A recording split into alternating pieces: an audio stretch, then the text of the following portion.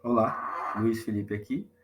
Vou gravar agora o vídeo para apresentar para vocês uma discussão sobre plano de manutenção e redistribuição de energia, concluindo o curso em MBA em Gestão Estratégica e projetos e metodologias ágeis. Sou engenheiro e trabalho na distribuidora de energia do estado de Goiás. Um pouco sobre a problemática que eu trouxe, apresentando um pouco a respeito de distribuição de energia. À direita aqui eu apresento para vocês um pouco do que é a distribuição, né? Que a gente tem a geração de energia, geralmente aqui no Brasil a gente usa muito a modalidade de hidrelétrica, onde a energia cinética gera rotores e ela produz energia. Nós temos a distribuição, a transmissão de energia, que sai dessa geração e chega nas subestações de distribuição, e basicamente a discussão seria a manutenção dessas redes, sem contar a subestação, dessa rede que distribui energia para os consumidores. Aqui à direita eu vou mostrar, exemplifiquei para vocês como é que funciona mais ou menos de uma subestação que recebe energia da transmissão e saem dela vários alimentadores até que esses alimentadores alcancem nossos consumidores finais. Então nós temos aqui a subestação A e nós temos o circuito 1, 2 e 3. O problema central aqui que eu quero discutir com vocês seria o processo de manutenção ou a gente faz manutenção ao longo desses alimentadores, ou a gente faz a manutenção em trechos determinados desses alimentador. Ou seja, ou eu determino o alimentador 1, 2 ou 3 para dar uma manutenção ao longo de todo ele, ou então eu faço manutenção por trechos de alimentador. Então eu pego o trecho inicial ou o trecho final de um alimentador e determino isso, e eu posso dar manutenção em todos ou em alguns. O público-alvo dessa discussão seria para pessoas que trabalham nesse tipo de empresa, né, de manutenção, acadêmicos que queiram aprofundar a respeito desse tema e que queiram discutir manutenção de redes elétricas, principalmente o pessoal da engenharia elétrica, eletricistas e eletrotécnicos, e pessoas que têm interesse em gestão desse tipo de negócio.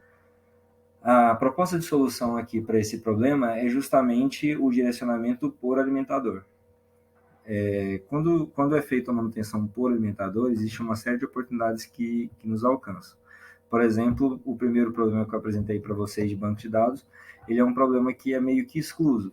Então, se eu tenho um alimentador A, que eu vou dar manutenção esse ano que vem eu vou dar manutenção no alimentador B, no ano 3 vou dar manutenção no alimentador C, e no final de 3 anos eu tenho uma certeza de que eu atendi todos os alimentadores, e é um fato de que todos eles estarão com a manutenção em dia. Então, de 3 em 3 anos, no modelo que eu apresentei para vocês, nós conseguiríamos dar manutenção em toda a rede. A solução prática é justamente essa que eu passei para vocês.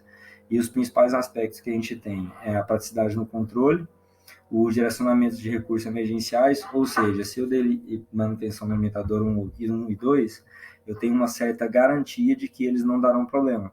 Então, eu posso direcionar recurso emergencial para o alimentador 3. Eu sei que a possibilidade de problema lá é maior.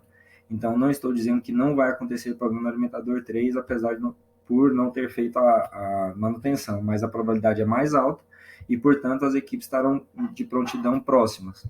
Lembrando que a gente está falando da possibilidade de cidades diferentes. Então, o alimentador 1 pode vir para uma cidade, o alimentador 2 para outra cidade e o alimentador 3 em outra. E vamos supor que a gente colocou uma equipe para dentro dessas 3 cidades. Não existe a possibilidade de colocar uma equipe em cada cidade, porque isso é pouco prático.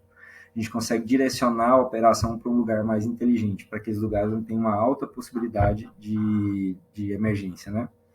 O banco de dados é um banco de dados mais confiável, porque a gente vai saber exatamente onde a gente fez e onde a gente não fez, e direcionamento do orçamento, como foi de mente.